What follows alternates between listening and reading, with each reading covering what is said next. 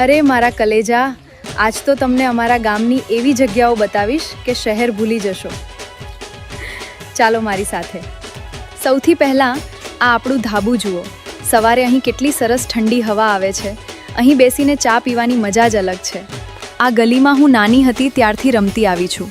આજે પણ અહીંથી પસાર થાઉં ને તો જૂના દિવસો યાદ આવી જાય. જુઓ ને કેટલું લીલુંછમ ખેતર.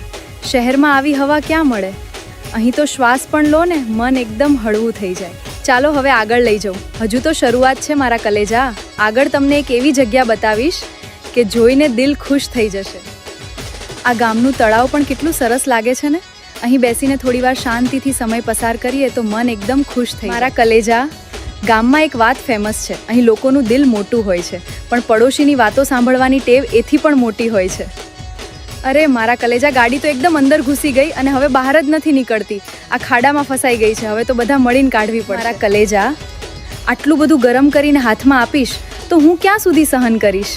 ગરમ ચાનો કપ પકડવાની વાત છે ભાઈ.